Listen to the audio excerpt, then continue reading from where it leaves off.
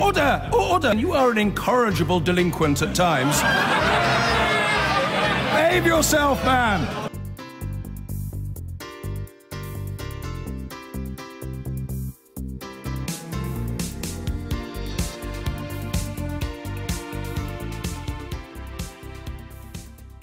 Now, Theresa May has been holding a meeting of her full cabinet this morning. Yesterday it was a trimmed-down version. Top of the agenda is the UK's future relationship with the EU.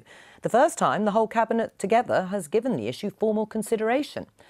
Yesterday we reported on some of the major dividing lines among Theresa May's key ministers. We'll talk about that a little more in a moment. But first, let's take a look at the latest developments and how the Brexit negotiations might proceed.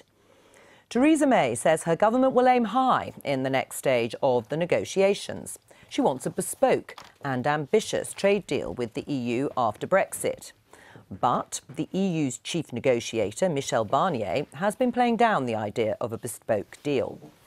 In an interview published today, he said that Britain will not get a special deal for the City of London. He said there is not a single trade agreement that is open to financial services. It doesn't exist, which is at odds with Brexit Secretary David Davis's plans for a Canada +++ trade deal.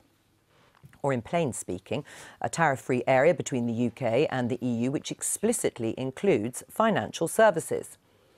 At the same time, newspaper reports suggest Michael Gove will use today's cabinet meeting to argue for Britain to pull out of the EU's Working Time Directive.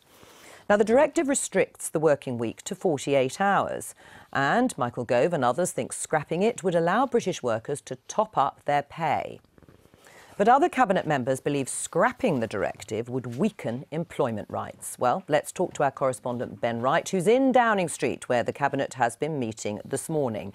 So, Ben, have you had your ear to the door to hear whether they are all singing from the same hymn sheet, as I think Boris Johnson once said? Well, I imagine that the message coming out of various cabinet ministers via their special advisers today will be one of unity around the table. In fact, this morning, Philip Hammond, the Chancellor, tweeted, he doesn't tweet very much, saying that he disagreed completely with a report in this morning's Telegraph, suggesting there were big disagreements in the Brexit subcommittee yesterday and that he was in a lonely minority, arguing for close alignment with the EU after Brexit. So he was stressing that there is harmony, and I imagine that is exactly the message that they will want to be sending out from Number 10 today. The Cabinet actually broke up about 20 minutes ago, so they fanned out back to their departments now. In Whitehall. The Prime Minister's spokesman yesterday said that the issue of the Working Time Directive would not be on the agenda today and was keen to stress that the government planned to maintain and enhance workers' rights after we've left the EU. I think what today's meeting was really about was discussing the broad principles of the sort of trading arrangement the UK is hoping to get with the EU after Brexit. I don't think it got into specifics. It would be talking pretty broad brush. And I imagine that the Prime Minister was telling her cabinet that they should aim high and that they could get the best of both worlds after we've left. Right. Does that mean that the Christmas holidays, the recess from Parliament, will mean that both sides, one who wants closer alignment to the EU and the other wants more divergence, will be plotting how to secure that sort of Brexit in time for January? Yeah, that they will, because the window is very tight, actually. We know that the EU want to immediately try and nail down the terms of the transition agreement early in the new year, and then I think they're going to come forward with their negotiating guidelines for discussing the second phase and their idea for how the trading relationship should work with the UK after Brexit should happen. They want those guidelines in place by March. Now, we expect the Prime Minister to make a big speech early in the new year, end of January, beginning of February, along the lines of her Florence speech, setting out the sort of aims and priorities that she wants from that future trade relationship. And so in the next sort of 5 or 6 weeks, this is going to be argued intensively and the question needs to be settled. So I think the sort of harmony that we might hear about today will quickly be tested once they get into the real detail of how they envisage this relationship working in the future. And as you were saying, I think what's going to become abundantly clear early on is that the number of red lines that the government have already spelt out, leaving the single market, leaving the customs union, no big annual contributions to the EU budget, a rejection of free movement, limits the sort of deal I think that the UK can get. And the consistent message from the EU, and we've heard it again today and yesterday when one of Michel Barnier's key advisors was in London making a speech, is that the UK just cannot treat and view the single market as some sort of buffet for the UK to graze from, picking the best bits. You know, this comes with very clear obligations and costs, and if the UK wants to move away from that, it will lose a significant amount of access. And I think, you know, that is where the discussion within the Cabinet is going to be. Ben Wright, thank you very much. And Brexit has seen a boon for one esteemed Westminster tribe, the political think tankers. Joining me now are two of their number, Tom Kibasi from the Centre-Left Institute for Public Policy Research and Victoria Hewson from the Legatum Institute, a think tank that looks at economic and political freedom. Welcome to both of you. Starting with you, Victoria, do you agree with Ben Wright there that having red lines, so many of them politically, will limit the ambition of the deal that can be secured? Well, it certainly sets out some parameters. Once the policy was sort of formulated that we would be leaving the customs union and the single market, and also leaving the direct jurisdiction of the European Court of Justice, then that does guide you in a certain direction of working towards a free trade agreement, albeit a very deep and comprehensive free trade agreement that should realistically be able to go much further than any free trade agreement before, simply because we start from such a position of openness towards each other's markets. Or, Tom, does it mean that those red lines will turn pink very soon?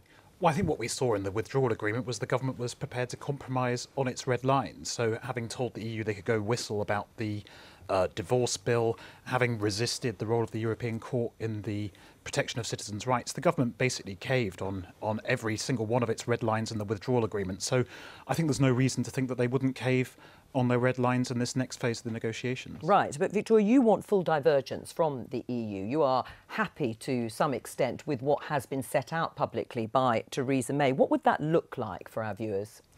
So I think full divergence is probably not the right way to describe it. I think having the right to diverge from EU legislation is extremely important. But when we talk about divergence, we don't mean a full sort of reform and repeal of the whole acquis, or even over time reforming or repealing everything. It will be a gradual pathway towards doing things differently and reforming things where the government of the day thinks that a particular reform or change is the best way for the British economy and the acquis you're talking about is the body of EU law. The body of European law and regulation that will be coming into force in the UK. So it will be, it's a pathway of gradually reforming to make the economy more competitive and to improve various things in the context of international trade as well. And you would like to see something called the shared market. What is that exactly? Yeah, so it's a fresh proposal for a new model to govern our relationship with the EU, and it'd be based on aligning ourselves in terms of regulation, but allowing for the possibility of divergence over time. I don't think we want to diverge. I think divergence is a very odd position. It's both anti-business and anti-worker at the same time. It's a very strange position to have. So our proposal is to say that we should be aligned because that's in our interest, the interest of businesses and in the interests of workers. Right. Why do you say it's anti-business and anti-worker? Well, so it's one of those things that sounds persuasive on the surface, you know, divergence, deregulation. But actually what most businesses will tell you is that what they want is a simpler life. They want fewer regulations, not more regulations. So a proposal for regulatory divergence is in fact a proposal to create even more regulation for business. It's a very odd position for the government to take. Is that how you envisage it? No, not at all, because the most businesses in this country only trade domestically in the UK market, and any business that exports will always meet the regulatory requirements of its export market. And so the opportunities for improving competitiveness in our own economy and also introducing more competition by way of third-party trade deals is where the real gains are to be found.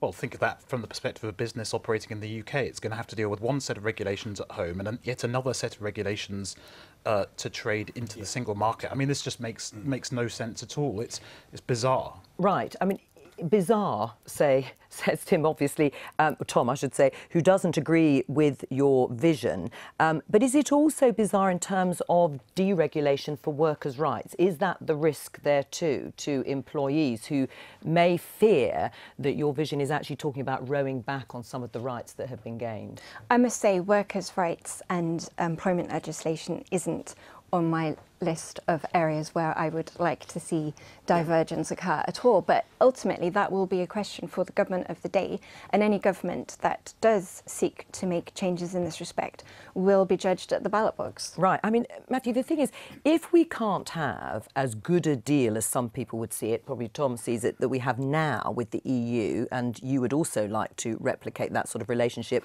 what's wrong with full divergence? Why not go for a full cutting point with the EU? Well, I think between what Tom says and what Victoria says, you do see the grounds for possible agreement, and that is, you might call it the divergence of parallels. Oh no, not another term. The agreement would be that we stay as we are for the moment, we stay aligned as we are at the moment, but that we reserve the right to diverge if we want to. My guess is that we wouldn't want to. In the end, it wouldn't make sense, 40% of our trade being with the EU. But there you have the sort of fudge that I could see sticking, if I can stick to one metaphor. Right, but is that the fudge that you see? So to an extent, that's correct. We would only diverge. Just because you can diverge doesn't mean to say that you have to, and that we would automatically embark on a programme or a bonfire of red tape, which is the hyperbole that often is used in this debate. It will simply be where there is a good reason to change something, the UK government will be able to do so, and it will do that by balancing the downside risks of any frictions that will then result in our trade with the EU versus our trade with the rest of the world versus our domestic market. And there are so many areas that are ripe for reform. The Treasury, for example, produced an 80-page report last year about areas in financial services regulation where they could make improvements and reforms to improve competitiveness, to make it more proportionate and less costly, and also bring it up to date with technological development. But is that achievable when the EU's negotiator, Michel Barnier, says we will not get a bespoke trade deal which allows us to pick the bits that we would like and discard the rest, particularly around financial services? So his comments on financial services, as I understood them from the papers this morning, that financial services are never included in any free trade deal, is just not true. Financial services are included in all modern... But they weren't in Canada, were they? They were. There's a full chapter on financial services. Yeah, but they don't... It gives market access and national treatment. What it doesn't do is give mutual recognition of your home state. So you would still have to apply for a licence, etc. But that's a starting off point with Canada, where we're much further advanced. So there's certainly a lot of scope. Do you think that's just a starting negotiating position from Michel Barnier, and actually the EU will move too when it comes to securing a trade deal because they need us, as so many politicians claim, as much as we need them, if not more? Well, so 78% of Europe's capital markets are based in London, so it is really important. The City of London is really important for the whole of the single market. But I think you should look very carefully at what Barnier has said. He hasn't said that there can be no bespoke arrangement. What he said is there can be no cherry picking. And so what that means is that you can't have the benefits without having the obligations. That should be obvious to all of us. So I think actually what they're saying is there's more room for compromise, but the compromise can't be one-sided. It can't be that we want all the benefits and we won't take any of the burdens. I mean, that's have your cake and eat it is not a tenable position for either side. Which burdens would you be prepared to accept in order to get the sort of full comprehensive deal that you think would be good for Britain? Well, as an example, if we are going to benefit from the regulatory development of the European Union, then I think we ought to make a contribution towards that. We're going to have to continue some form of financial contribution. That's quite a reasonable position to have. I don't think we can simply say we want all the benefits of all your institutions and frameworks and rules, but we're simply not prepared to pay our fair share. So you would accept paying into some sort of EU budget beyond the implementation or transition period? I mean, we are going to be paying into to a certain extent, but paying in substantially more in order to have those benefits. Well, let's see what a fair contribution is. I don't think it's one of those things you can put a particular number on right now, but of course you have to contribute something if you want to benefit from it. And what about freedom of movement? Because that is one of the other key pillars of the single market.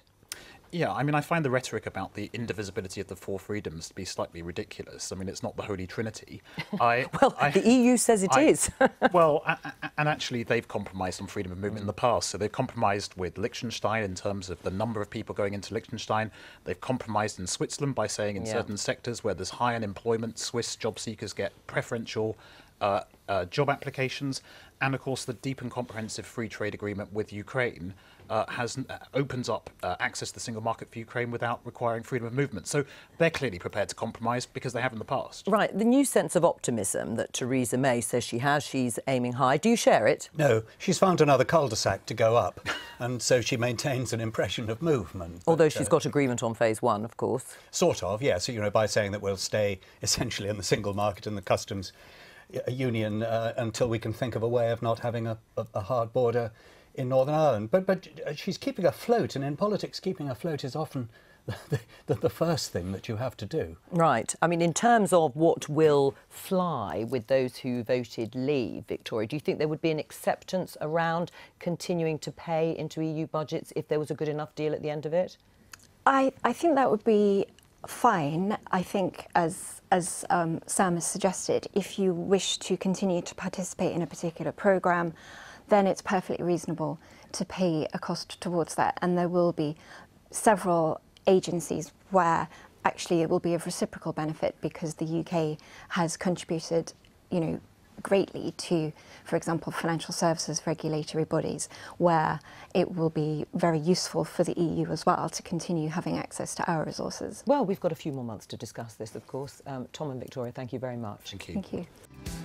Thank you.